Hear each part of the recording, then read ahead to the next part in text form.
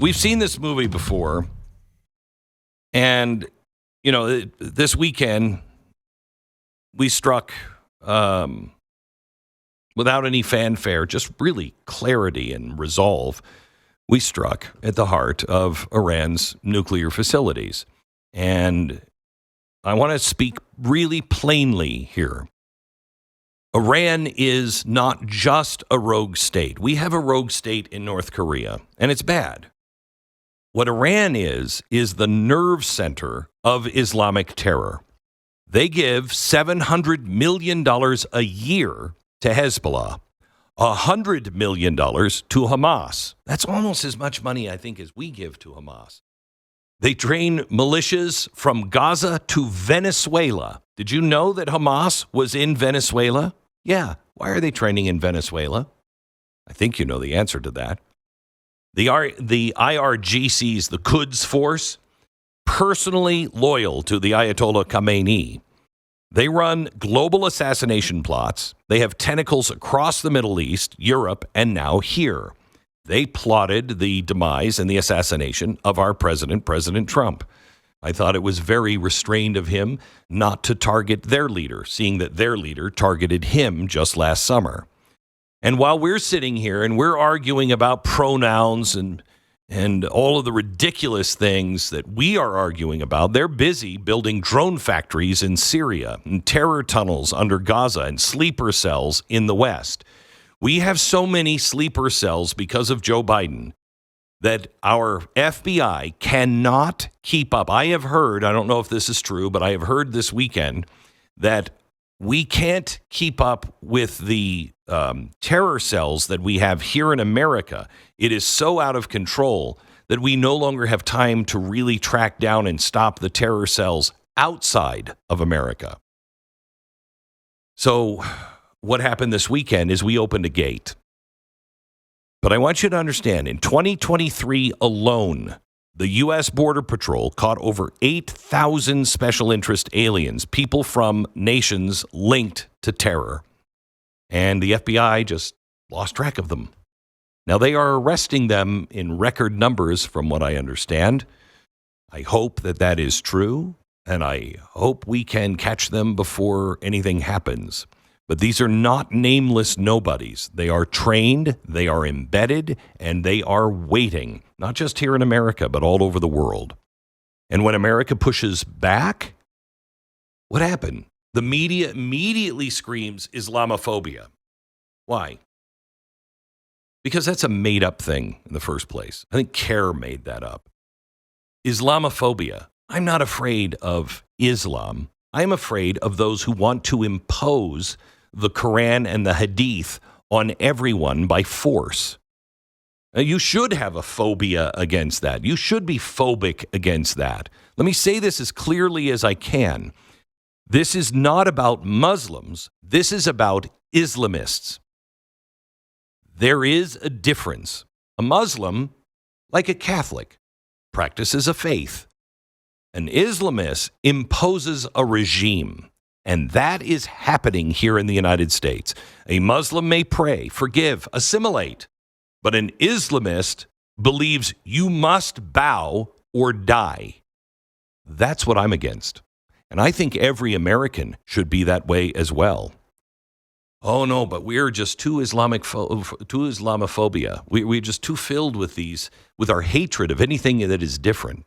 Well, do you remember back in the day when we were going after a guy named Osama bin Laden, and at the same time we elected a guy named Barack Hussein Obama?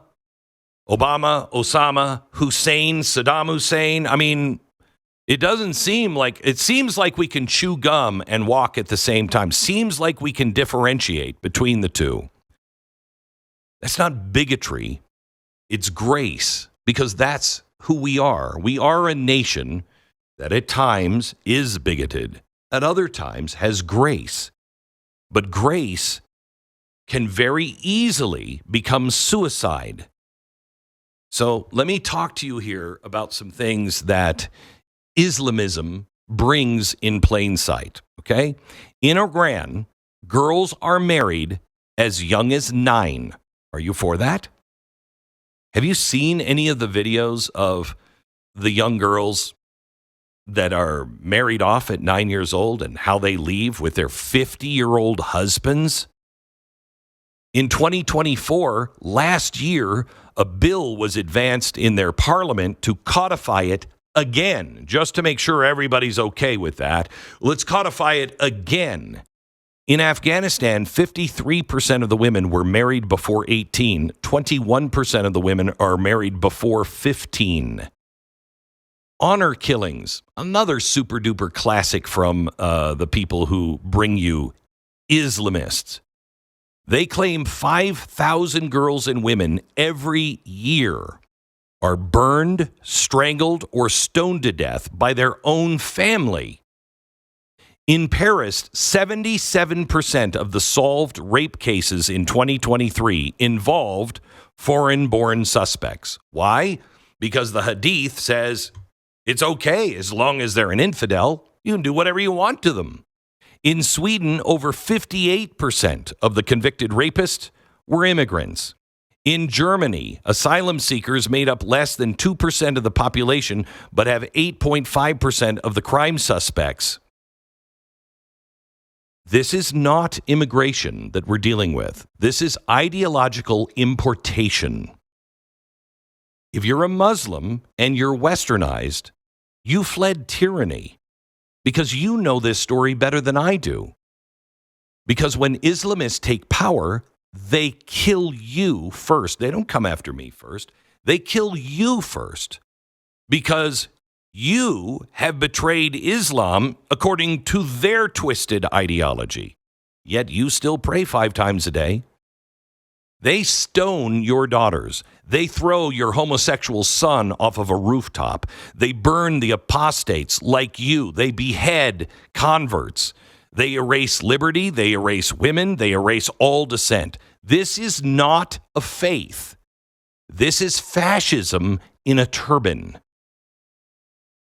What we are going up against in the world is not a faith.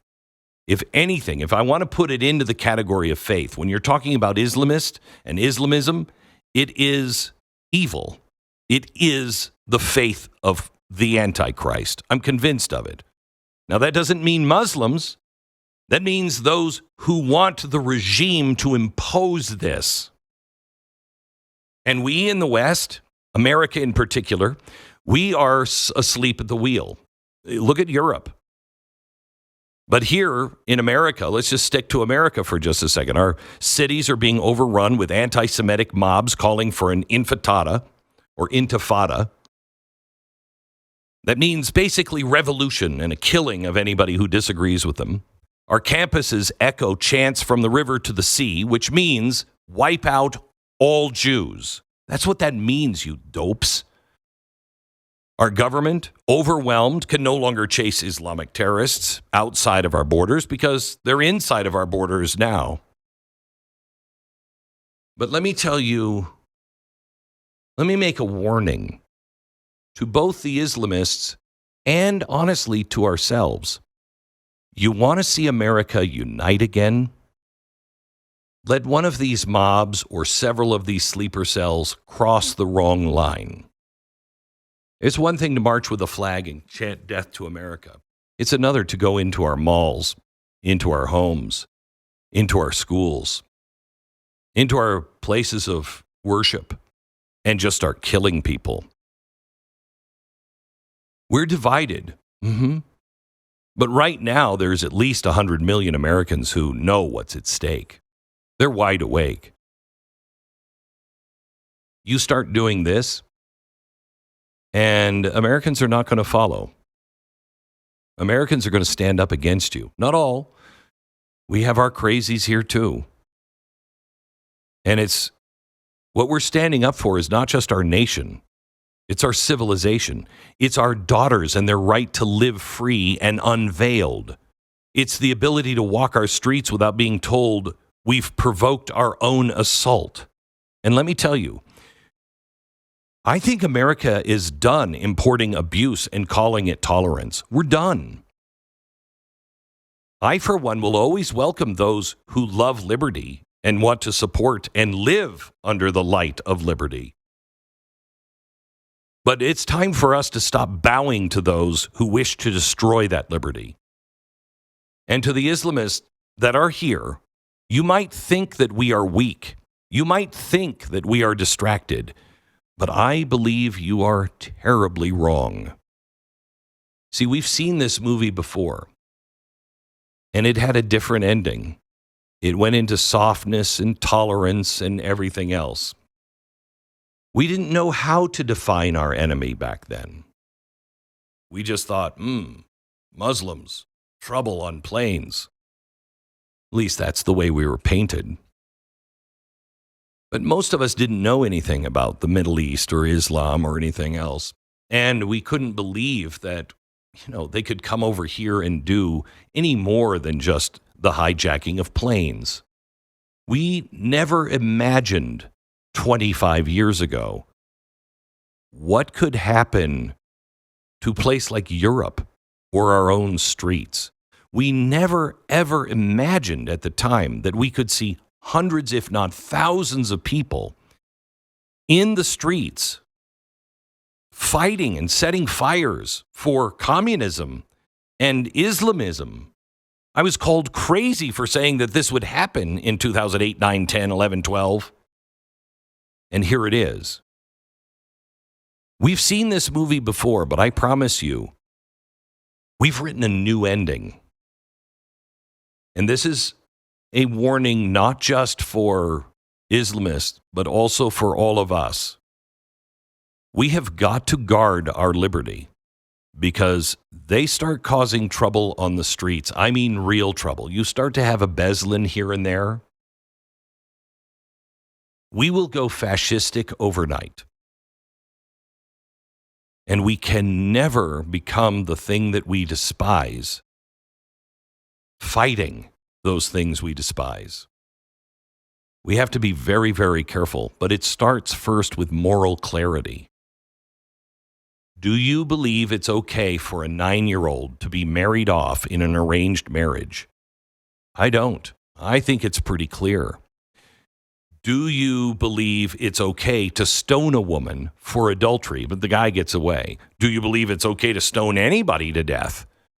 Do you believe it's okay to behead infidels or behead anyone who disagrees with you? You don't have to be a member of Islam. You'll be a communist. Is it okay to line you up against the wall and shoot you because you don't agree with communism? These ideologies have an awful lot in common, and it's all on the dark side and death. The time to think things through is right now. Most people don't want to even look at this. Most people don't want to think this could even happen, but I urge you to look at what is happening in Europe. I don't know if we're going to do it this week or next week, but I hope the Wednesday night special, either this week or next week, I hope it's this week if we have time, is to show you the footage that is coming out of these mass demonstrations and the craziness that is happening over in Europe. You need to see it. I mean, I wrote out a show last night. I'm going to present to the producers today to see if we can pull it off this week. But I don't want to say very much. I just want to show you what's happening all around the world. Because it is very clear. We have been invaded. And in our tolerance, we are about to lose the Western civilization. So, Iran, you should be put on notice. You start unleashing these people on our streets. You start coming in here and you start doing terror. What was that Toby Keith phrase? We'll put a boot up your ass. That kind of American will show up again in righteous indignation, and we will put a boot up your ass because there's at least 100 million of us that are not going to live under that kind of tyranny ever.